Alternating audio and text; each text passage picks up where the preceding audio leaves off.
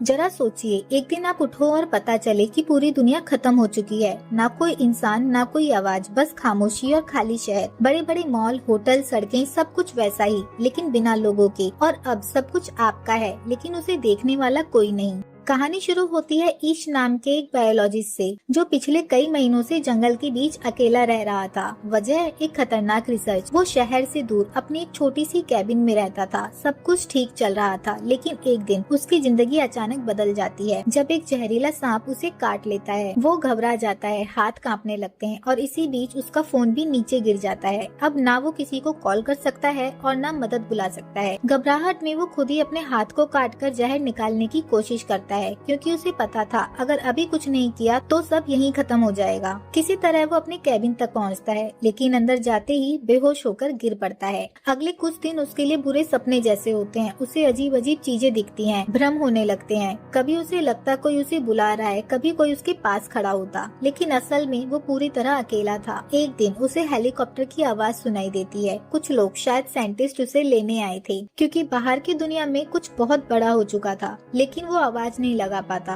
और बाहर खड़े लोग ये समझकर कि अंदर कोई नहीं है, वापस चले जाते हैं। कुछ दिनों बाद उसके शरीर से जहर का असर धीरे धीरे कम होने लगता है और वो आखिरकार होश में आता है। अब वो फैसला करता है कि उसे तुरंत शहर जाना होगा, हॉस्पिटल, क्योंकि उसे अभी डर था कि कहीं जहर पूरी तरह ना गया हो। वो अपनी गाड़ी उठाता है और शहर की तरफ निकल पड़ता है, लेकिन जैसे ही वो शहर पहुंचता है उसकी दुनिया पूरी तरह बदल जाती है। सड़कें खाली पड़ी थी, हर जगह गाड़ियां खड़ी थी, लेकिन उनके अंदर बैठे लोग अब जिंदा नहीं थे। पूरा शहर एक कब्रिस्तान बन चुका था। वो घबराकर इधर उधर देखने लगता है। फिर उसे एक रोड साइन दिखता है, जहाँ लिखा था कि एक खतरनाक बीमारी पूरी दुनिया में फैल चुकी है और कुछ ही दिनों में उसने लगभग हर इंसान की जान ले ली। ना कोई सरकार बची, ना कोई सिस्टम, सब खत्म। अब वो जल्दी से अपने घर की तरफ भागता है, क्योंकि उसे अपने माता पिता की चिंता थी। लेकिन घर पहुँचते ही जो वो देखता है वो उसकी आखिरी उम्मीद भी तोड़ देता है। उसके माता पिता पहले ही मर चुके थे। कुछ देर तक बस वो खड़ा रहता है, कुछ समझ नहीं आता। फिर वो खुद को संभालता है और अपने ही हाथों से उनकी अंतिम विदाई भी करता है। अब उसके पास खोने के लिए कुछ नहीं बचा था।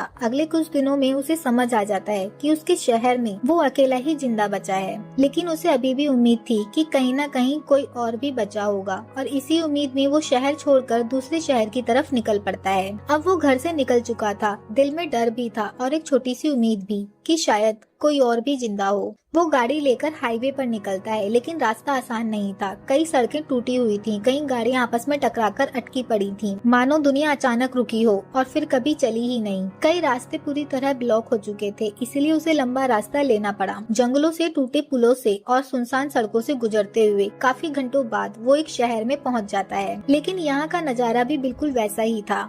खाली सड़कें, खुले दरवाजे और हर तरफ मौत की खामोशी। बड़े बड़े होटल, कैसीनो, मॉल, सब खुला पड़ा था, लेकिन उन्हें इस्तेमाल करने वाला कोई नहीं। थका हुआ वो एक बड़े होटल के अंदर जाता है। अब यहाँ सब कुछ फ्री था। वो पहली बार महंगी शराब खोलता है, ब्रांडेड कपड़े पहनता है, लेकिन कुछ अजीब था। इतनी सारी चीजें होने के बाद भी उसे खुशी महसूस नहीं हो रही थी, क्योंकि इन सब चीजों की असली कीमत लोगों के साथ ही खत्म हो चुकी थी। तभी उसे होटल के अंदर आवाज सुनाई देती है और वो चौंक जाता है, क्योंकि कई दिनों बाद उसे किसी इंसान की आवाज सुनाई दी थी। वो धीरे धीरे उस दिशा में जाता है और वहाँ उसे दो लोग दिखाई देते हैं, मिल्टन और एन। दोनों उसी की तरह इस बीमारी से बचे हुए थे। पहली बार तीनों को एहसास होता है कि वो पूरी दुनिया में अकेले नहीं है। मिल्टन उसे बताता है कि वो पहले एक बहुत बड़ा बिजनेसमैन था और एन पूरी तरह टूट चुकी थी। वो बताती है कि उसने वीडियो कॉल पर अपने पति और बच्चों को मरते हुए देखा था। उसके बाद उसके अंदर जीने की इच्छा नहीं बची। मिल्टन उसे एक आखिरी टीवी ब्रॉडकास्ट भी दिखाता है, जहां बताया जा रहा था कि साइंटिस्ट इस बीमारी का इलाज नहीं ढूंढ पाए और उसके बाद पूरी दुनिया में तबाही फैल गई। लोग खाने और पीने के लिए लड़ने लगे, एक दूसरे को मारने लगे, देशों के बीच युद्ध छिड़ गया और कुछ ही दिनों में सब खत्म हो गया। अब तीनों कुछ दिन साथ रहते हैं, महंगे होटल में फ्री की जिंदगी जीते हैं, लेकिन अंदर से तीनों टूट चुके थे। एक दिन मिल्टन अपनी जेब से एक गन निकालता है और कहता है कि अब जीने का कोई मतलब नहीं है। वह चाहता था कि तीनों एक साथ सब खत्म कर दें। ये सुनकर ईश डर जाता है, क्योंकि उसे अभी भी जीना था। वो वहाँ से भाग जाता है और जैसे ही वो बाहर निकलता है उसे पीछे से दो गोलियों की आवाज सुनाई देती है। मतलब मिल्टन और एन ने अपना फैसला ले लिया। अब वो फिर से पूरी दुनिया में अकेला रह गया था, लेकिन इस बार और भी ज्यादा टूटकर। वो बिना पीछे देखे गाड़ी तेज दौड़ाता है और शहर को छोड़ देता है। ईश तेज स्पीड से शहर छोड़कर निकल चुका था। दिल में बस एक ही सवाल था, क्या सच में इस दुनिया में मैं अकेला हूँ? तभी रास्ते में उसे कुछ दिखाई देता है, एक कुत्ता। वो डरकर पहले दूर खड़ा रहता है, लेकिन जैसे ही वो उसके पास जाता है वो कुत्ता भागता नहीं, बस उसे देखता रहता है, जैसे वो भी किसी का इंतजार कर रहा हो। कई दिनों बाद उसे भी किसी का साथ महसूस हुआ था और इसी पल ईश फैसला करता है कि अब वो अकेला नहीं रहेगा। वो उस कुत्ते का नाम लकी रखता है, क्योंकि शायद वही उसकी जिंदगी में बची हुई आखिरी लकी चीज था। अब वो वापस अपने पुराने घर लौटता है, इस बार अकेला नहीं, लकी के साथ। अब उसे जीने की एक वजह मिल चुकी थी। वो सर्वाइवल की किताबें पढ़ता है, घर को सेट करता है और धीरे धीरे उसकी जिंदगी फिर से पटरी पर आने लगती है। समय बीतता है, दिन, हफ्ते और देखते ही देखते पूरा एक साल निकल जाता है। अब ईश और लकी इस खाली दुनिया में एक दूसरे का सहारा बन चुके थे। वो शहरों में घूमते, खोजते, शायद कोई और भी जिंदा हो। और फिर एक दिन लकी अचानक एक घर के बाहर भौंकने लगता है। ईश समझ जाता है कि कुछ तो है वहाँ। वो धीरे धीरे अंदर जाता है और वहाँ उसे एक लड़की मिलती है, एमा।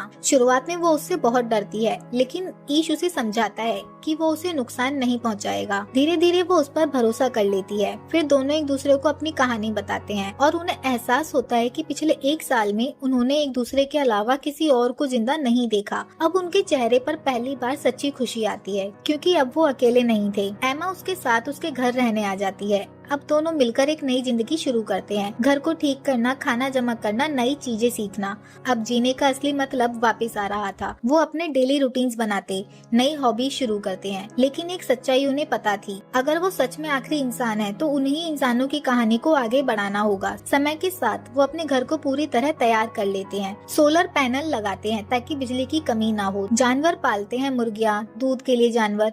पास में एक गार्डन भी बना लेते हैं। अब उनकी जिंदगी लगभग परफेक्ट लगने लगती है। हवा साफ हो चुकी थी, शहर शांत थे और कोई खतरा नहीं दिख रहा था। लेकिन कहानी यहाँ खत्म नहीं होती। धीरे धीरे एक नई समस्या शुरू हो जाती है। उनके घर के आसपास चूहों की संख्या बढ़ने लगती है। पहले थोड़े थे, फिर बहुत ज्यादा, और अब घर के अंदर तक आने लगते हैं। वो दोनों आसपास का कूड़ा जलाकर उन्हें भगाने की कोशिश करते हैं, लेकिन कुछ काम नहीं आता। आखिरकार उन्हें अपना घर पूरी तरह सील करना पड़ता है। अब डर ये था कि कहीं ये समस्या और बढ़ ना जाए, लेकिन वो हार नहीं मानते। वो आसपास से कुछ जंगली बिल्लियां लाकर वहाँ छोड़ देते हैं और धीरे धीरे चूहों की समस्या भी कम होने लगती है। इसी बीच एक और बड़ी खबर, एमा प्रेग्नेंट हो जाती है। अब उनके पास जीने की एक और वजह थी, लेकिन उनके मन में एक सवाल भी था, क्या इस दुनिया में बच्चे को लाना सही है? ईश लाइब्रेरी जाकर बच्चा पैदा करने और सर्वाइवल की किताबें पढ़ता है ताकि वो कोई गलती ना करे। समय बीतता है और आखिरकार वो दिन आ ही जाता है जब एमा का बच्चा पैदा होने वाला होता है। दोनों पूरी तैयारी के साथ थे और काफी मुश्किलों के बाद उनके घर में एक स्वस्थ बच्चा जन्म लेता है। उस पल उनकी खुशी शब्दों में नहीं बताई जा सकती। अब उन्हें लग रहा था कि इंसानियत खत्म नहीं हुई, अभी भी एक नई शुरुआत बाकी है। वो पूरे शहर में दीवारों पर अपना एड्रेस लिख देते हैं ताकि अगर कोई जिंदा इंसान कभी वहाँ आए तो उसे पता चले कि वह अकेला नहीं है। समय रुकता नहीं और धीरे धीरे 6 साल बीत चुके थे। अब ईश पहले जैसा अकेला इंसान नहीं था, उसकी एक फैमिली थी और एक छोटी सी दुनिया।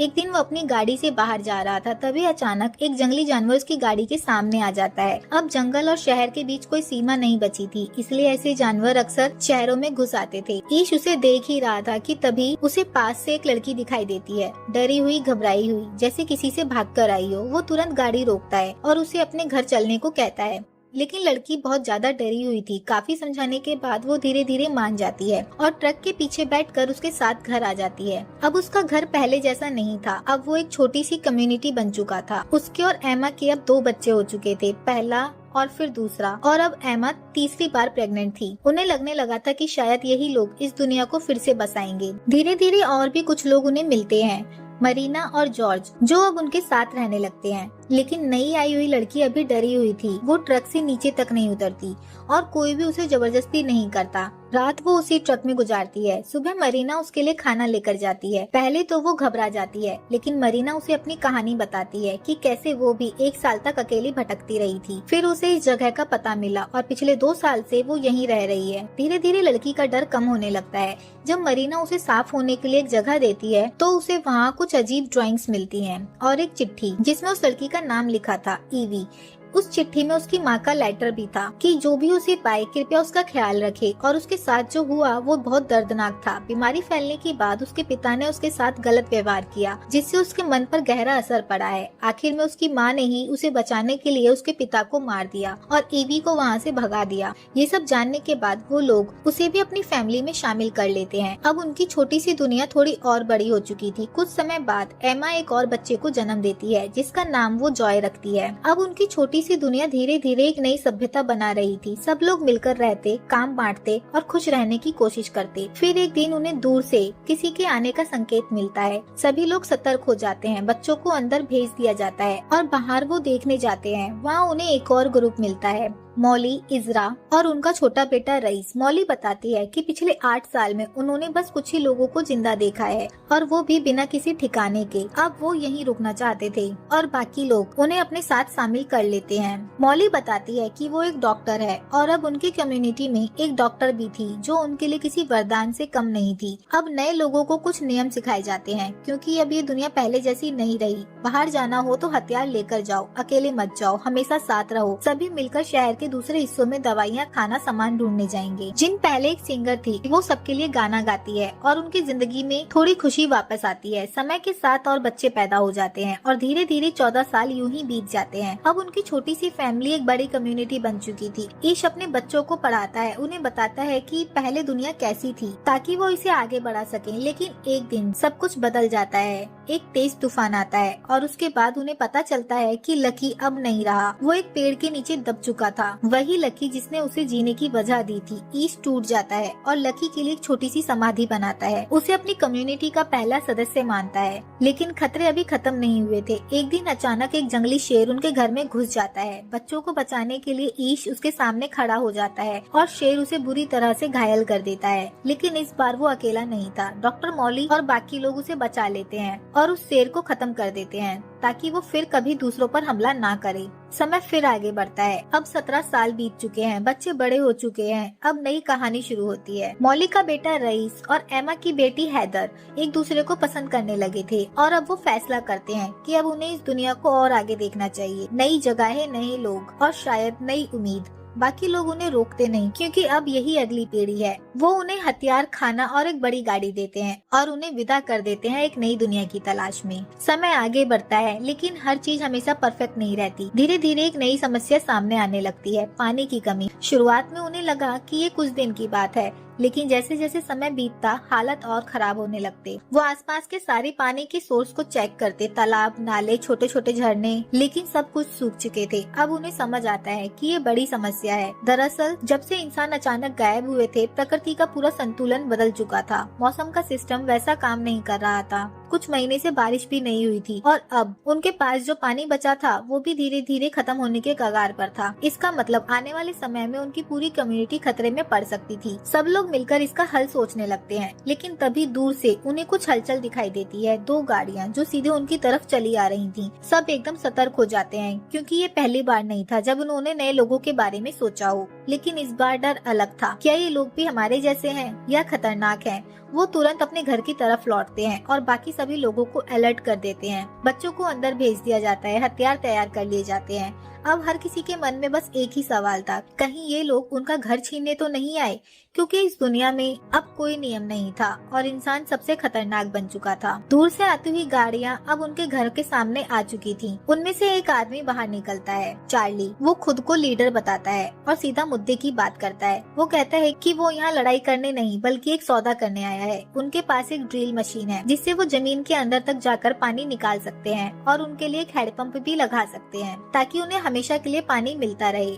लेकिन बदले में उन्हें चाहिए था उनका सारा तेल, क्योंकि चार्ली का ग्रुप यहाँ से करीब 500 मील दूर जाना चाहता था। अब उनके पास पानी की बहुत बड़ी कमी थी, इसलिए मजबूरी में ईश ये सौदा मान लेता है। डील तय होती है और अगले ही पल चार्ली के लोग उनके घर के पास ड्रिलिंग शुरू कर देते हैं। ये काम आसान नहीं था, कई दिन लगने वाले थे, इसलिए चार्ली का पूरा ग्रुप कुछ समय के लिए उनके साथ ही रहने लगता है। शुरुआत में सब नॉर्मल लगता है, लेकिन धीरे धीरे ईश को महसूस होता है कि चार्ली उतना सीधा भी नहीं है। वो नोटिस करता है कि चार्ली रिसोर्सेज के लिए पहले भी कई लोगों को मार चुका है। ये जानकर वो अपने ग्रुप को अकेले में बुलाता है और कहता है कि हमें सावधान रहना होगा, ये लोग खतरनाक हैं। सब लोग अब अलर्ट हो जाते हैं, लेकिन वो ये भी जानते थे कि जैसे ही ड्रिलिंग पूरी होगी ये लोग वहाँ से चले जाएंगे, इसलिए फिलहाल उन्हें शांति बनाए रखनी चाहिए।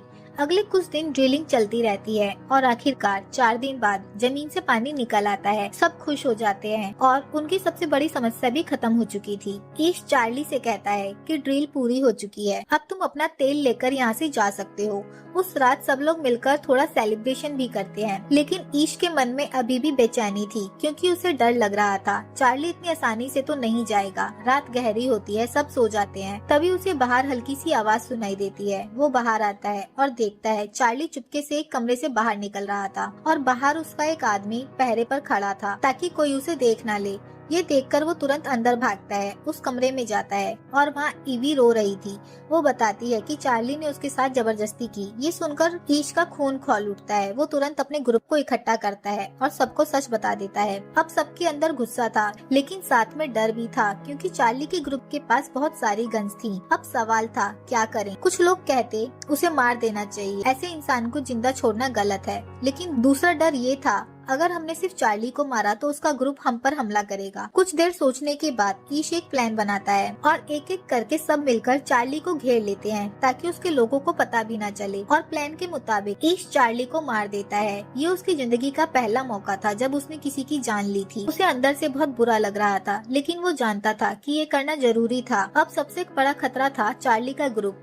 वो उन्हें इकट्ठा करता है और साफ कहता है अगर बदला लेने की सोची तो अंजाम अच्छा नहीं होगा। तुम चाहो तो यहीं रह सकते हो लेकिन तुम्हें इस कम्युनिटी का हिस्सा बनना होगा या फिर अभी के अभी तुम यहाँ से चले जाओ। चार्ली के ग्रुप के ज्यादातर लोग यहीं रहने का फैसला करते हैं क्योंकि वे भी जानते थे कि चार्ली गलत था, लेकिन एक आदमी अभी भी गुस्से में था, साइनस, चार्ली का सबसे करीबी। वो भड़क जाता है, तुमने उसे मार दिया, वो हमारा लीडर था। बाकी लोग उसे समझाते हैं कि चार्ली ने उनके साथ भी गलत किया था और वो लीडर होने का फायदा उठाता था, यहाँ तक कि हमारे ही ग्रुप की महिलाओं के साथ भी। ये सुनकर बाकी लोग शांत हो जाते हैं लेकिन साइनस अभी भी मानता नहीं। आखिरकार उसे कम्युनिटी के बाहर निकाल दिया जाता है। वो अकेला बाहर रह जाता है। कुछ देर बाद वो वापस आने की कोशिश करता है क्योंकि अकेले इस दुनिया में जीना आसान नहीं था, लेकिन इस बार उसे अंदर नहीं आने दिया जाता क्योंकि उसने चार्ली का साथ दिया था और ये उसकी सजा थी। अब कहानी एक नए मोड़ पर थी क्योंकि दुश्मन खत्म नहीं हुआ था, वो बस बाहर चला गया था। समय धीरे धीरे आगे बढ़ता रहा और देखते ही देखते पूरे 20 साल बीत चुके थे। अब दुनिया पहले जैसी नहीं रही। इंसानों के बिना प्रकृति ने सब कुछ बदल दिया था। इधर उनकी छोटी सी कम्युनिटी एक नई दुनिया बन चुकी थी। बच्चे बड़े हो चुके थे और अब वो सिर्फ जी नहीं रहे थे बल्कि कुछ नया बनाने की कोशिश कर रहे थे। ग्रुप के कुछ बच्चे मिलकर एक नया प्लेन बनाने का एक्सपेरिमेंट कर रहे थे ताकि पहाड़ों से आसानी से नीचे आया जा सके। उनका सपना था नई दुनिया को एक्सप्लोर करना, लेकिन जिंदगी फिर एक मोड़ लेती है। धीरे धीरे कम्युनिटी के कई लोग बीमार पड़ने लगते हैं, पहले एक फिर 2 और देखते ही देखते आधे से ज्यादा लोग बीमार हो जाते हैं क्योंकि उनके सिम्टम्स उन्हीं जैसे थे जो 20 साल पहले पूरी दुनिया को खत्म कर चुके थे। मॉली सबको समझाती है कि वो पहले इस बीमारी से इम्यून थी, लेकिन अब वायरस बदल चुका है, इवॉल्व हो चुका है। हालांकि इस बार ये उतना खतरनाक नहीं था और वो इसका इलाज ढूंढने की कोशिश कर रही थी। अब जो लोग ठीक थे वो बीमार लोगों की देखभाल करने लगते हैं, लेकिन सबसे ज्यादा हालत खराब थी जॉय की। उसका बुखार कम नहीं हो रहा था। पूरा ग्रुप उसे बचाने में लगा हुआ था। इसी बीच एक दिन हैदर वापस आ जाती है, वो जो रईस के साथ दुनिया घूमने गई थी। अब अकेली थी। वो सबको बताती है कि वो दोनों नई नई जगहें खोज रहे थे, हर शहर, टाउन, लेकिन हर जगह बस खंडर ही मिला, कोई इंसान नहीं। फिर एक दिन पहाड़ों पर कैंपिंग करते वक्त उन्हें एक जंगली इंसान दिखाई दिया। हैदर उसके पीछे गई लेकिन वो भाग गया और अचानक से पीछे से आकर उसने रईस को पकड़ लिया और चाकू उसके गले पर था। जब उन्होंने उसका चेहरा देखा तो वो और कोई नहीं साइनस था, जो पिछले सालों कम्युनिटी से निकाला गया था। अब वो बदला लेने आया था। इससे पहले कि हम कुछ समझ पाते उसने रईस को मार दिया। हैदर के पास कोई और रास्ता नहीं था, उसे साइनस को मारना पड़ा, लेकिन बहुत देर हो चुकी थी। रईस मर चुका था। वो उसे वहीं दफनाकर वापस लौटती है। रास्ते में गाड़ी भी खराब हो जाती है। बाकी सफर उसे पैदल तय करना पड़ता है। जब वो घर पहुंचती है उसे पता चलता है कि बीमारी फैल चुकी है, लेकिन इस बार थोड़ी कम खतरनाक थी। मॉली इलाज ढूंढने में लगी थी। कुछ लोग धीरे धीरे ठीक होने लगते हैं, लेकिन जॉय, उस पर कोई असर नहीं हो रहा था। वो अपने माता पिता से आखिरी बार बात करता है और दम तोड़ देता है। उसके साथ कम्युनिटी के कुछ और लोग भी मर जाते हैं। ये सब देखकर ईश पूरी तरह टूट जाता है। लेकिन एमा उसे समझाती है, जब हमारे पास कुछ नहीं था तब भी हमने जीना शुरू किया था और आज हमारे पास एक पूरी दुनिया है, हमें हार नहीं माननी चाहिए। ये बात उसके दिल में बैठ जाती है। ईश अकेला पहाड़ पर जाता है और उगते हुए सूरज को देखता है। उसे एहसास होता है कि दुनिया बदल चुकी है और उसे भी बदलना होगा। वो वापिस आता है और सब बच्चों को इकट्ठा करता है और कहता है, हम अब तक गलत थे, हम पुरानी दुनिया जैसा बनने की कोशिश कर रहे थे, लेकिन अब वो दुनिया है ही नहीं। हमें नई दुनिया के हिसाब से जीना सीखना होगा। अब सब मिलकर नई शुरुआत करते हैं। रेडियो ठीक करने की कोशिश करते हैं ताकि अगर कहीं कोई और हो तो उनसे संपर्क कर सके। सोशल इवेंट्स रखते हैं ताकि बच्चे समझ पाएं कि इंसान एक सोशल जीव है। आसपास के शहरों में रेनोवेशन का काम शुरू करते हैं और धीरे धीरे एक नई सभ्यता जन्म लेने लगती है। और समय फिर आगे बढ़ता है। 50 साल बाद अब ईश बूढ़ा हो चुका था। वो अपने पोते के साथ बैठकर उससे कहता है कि ये नई दुनिया हमारी नहीं तुम्हारी है, इसे आगे बढ़ाना अब तुम्हारी जिम्मेदारी है। और इसी हैप्पी एंडिंग के साथ एक खत्म हुई दुनिया से एक नई दुनिया की शुरुआत होती है। वीडियो अगर अच्छी लगी हो तो वीडियो को लाइक, चैनल को सब्सक्राइब जरूर करिएगा।